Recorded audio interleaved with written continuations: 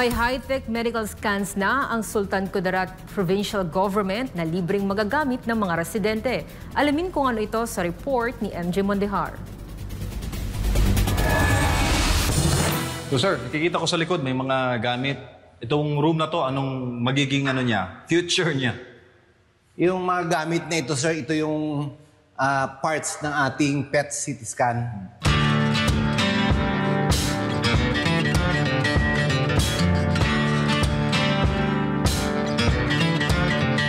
High-tech diagnostic services ang ilulunsad ng Sultan Kudarat Provincial Hospital ngayong taon. Ayon kay Hospital Director Dr. Rex Lampea, 2 major imaging systems ang dumating. Isa dito ay ang PET scan. Ang PET scan o positron emission tomography ay isang nuclear imaging test na sumusuri sa aktibidad ng cell sa loob ng katawan. Ginagamit ito sa pagsusuri ng cancer, kondisyon sa utak at puso, pati Alzheimer's at epilepsy. Ang PET scan ay donasyon ni dating Pangulo Rodrigo Duterte. Ito ay donation from FRRD, President Duterte, nung nag-visit sa dito sa Sultan Kudarat during the inauguration of the hospital. The amount is 350 million for PET scan. Sa mga pribadong ospital, ang PET scan ay nagkakahalaga ng 25,000 to 70,000 pesos per session dahil sa paggamit ng radioactive tracer. Ngunit sa SK Provincial Hospital, libre maging sa mga tagalabas ng probinsya. Libre na naman, open to all. Yan siya.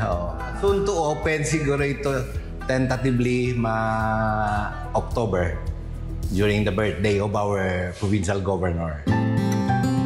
Bukod dito, magagamit na rin ang MRI o ang Magnetic Resonance Imaging System ng ospital. Ang MRI ay gumagamit ng magnetic field at radio waves para sa mas detalyadong imaging ng utak, spinal cord at soft tissues na walang radiation exposure.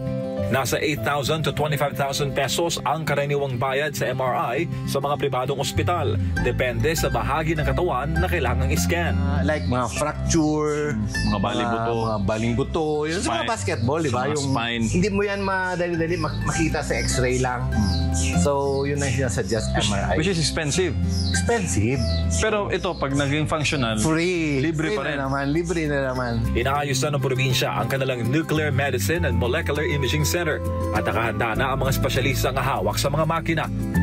Ayon sa Sultan Kudarat Provincial Government, sa resulta ng mga programa nila ay pinakikita kung saan napupunta ang buwis ng taong bayan. With this, you can be assured that I will be of service to you and our fellow Filipinos. It is my goal and objective to govern this province to ensure that we will shine throughout our country.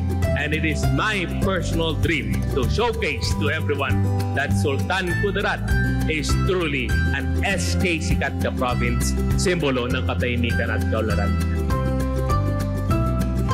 Para sa Diyos sa Pilipinas kung mahal, MJ Mondihar, SMNI News.